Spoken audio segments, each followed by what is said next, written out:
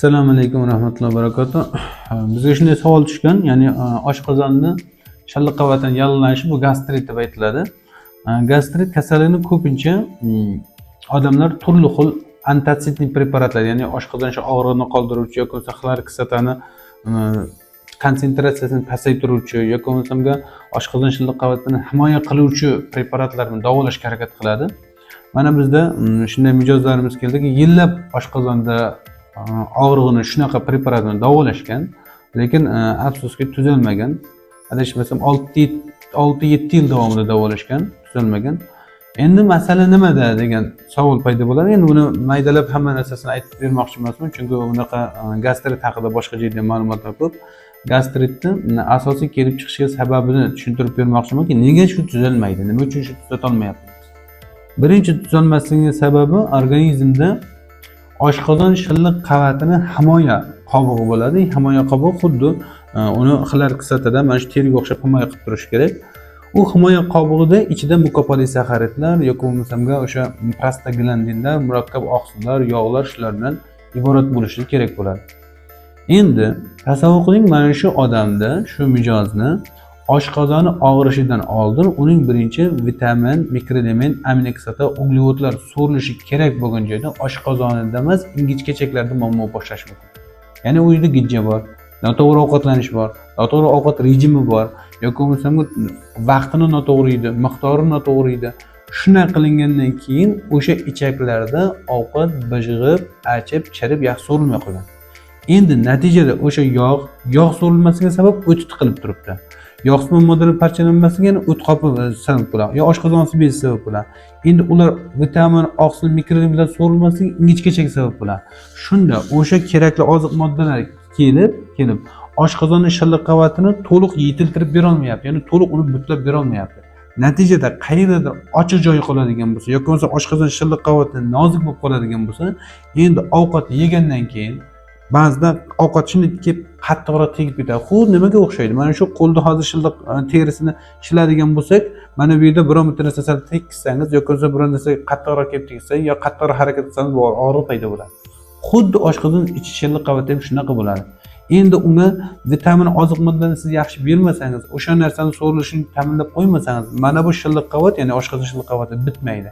Natijada bunga qanaqa dori berishni uzoq vaqt davomida qiynalish mumkin. Shuning uchun biz birinchi buni sababini topishga harakat qilamiz. Shu Madina Mekmal ham klinikamizda eng ko'p sabab bizda hozir o't qopidan, yo'g'on ichakdan, ingichkachakdan ko'proq chiqadi. Mana shu ichki organlarni topgandan keyin shularni birinchi davolab chiqish kerak. Endi oshqozon yara kasallik, o'dikli barmoq yara kasalliklari yoki o'zim gastritlar yoki o'zim o'sha erozivniy gastrit yoki gerb degan kasallik, gastroesophageal reflux deydi. O'sha kasalliklar ham to'liq tuzaladi. Faqatgina bu buziladigan joyni biz topgan bo'lishimiz kerak. Aynan shu buzilayotgan joyni topasiz. Topganingizdan keyin vitamin, oziq modda bilan tanani to'yintirasiz. Vitamin, oziq moddani yaxshi so'rilib, tana to'yingandan keyin u bitta oshqozon tuzalmaydi endi. Boshi ham yaxshi bo'ladi, asabiylashlari, tez jahl chiqishlari, o't qopi yaxshi bo'lib boshlaydi, holsizliklari ketib boshlaydi, oyoq qo'ldagi charchashlar ketadi, qorindan bo'lishlari, ich qotishlari, buyragida, siydiqo'da qayerda bo'lsa butun tana tuzalib boshlaydi. Shuning uchun bizni davolash va tashxis qo'yish metodikamiz, yo'nalishimiz shunaqaki, butun organizmni bitta qilib davolashga qaratiladi va shuni sababini davolab chiqish kerak. Endi o'sha narsadan keyin to'liq qutulib ketishligi mumkin bo'ladi. Hozirda bahor payti bo'lgani uchun ko'proq gastrit, yara kasalliklari, allergiya kasalliklari qo'ziydi. Nega bu ko'proq qo'ziydi? Aynan bu narsa o't qopi bilan jigar funksiyasi bilan ko'proq bog'liq. O't qopi ko'proq oshqozonga qo'zg'atuvchi ta'sir qilib turadi. Ba'zi bitta holatlarda shunday bo'ladiki, odamlarda Helicobacter pylori degan mikrob bor. Helicobacter pylorini aniqlashgan Nobel mukofotini berishgan bularga. Bu bitta narsani yaxshi tushunish kerak. Agar hozir mana shu qo'lda oshqozon shilliq qavati deb tushunadigan bo'lsak, shu qo'l butun. Helicobacter pyloriga shunday botirib qo'ysangiz ham qo'lga bu narsa kelib o'tira olmaydi. Nega? Chunki bu butunda hozir. Agarda qachonki bu shilliq qavati yoki shu qo'lning terisi zararlanadigan bo'lsa, shilinadigan bo'lsa, unda endi Helicobacter pylorimi, boshqa mikrobmi, boshqa bakteriyaga yashashga sharoit bo'ladi. Shuning uchun bitta narsani yaxshi tushunish kerak. Ko'pincha vrachlar tomonidan, ya'ni gastritlarda Helicobacter pylori'ni davolaymiz deb 2-3 antibiotik berishadi. Ya'ni 2lik va 3lik va 4lik sxemalar bor.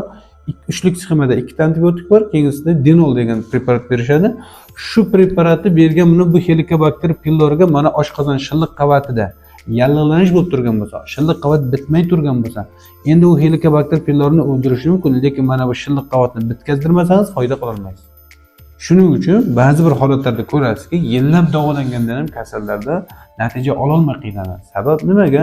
Sabab hali aytgandek, shilliq qavatni, oshqozon shilliq qavatini to'liq bitishi, to'liq o'z strukturasini tiklab olishlik uchun oziq moddani kelayotgan yo'llarida xatolik bor, buzilishlar bor yoki noto'g'ri ovqatlanishlar bo'ladi.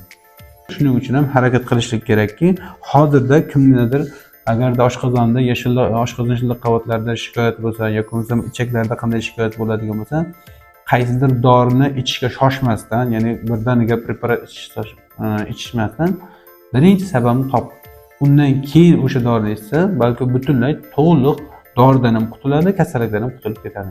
Salomat bo'lasizlar. Alloh taolo xayrli qilsin.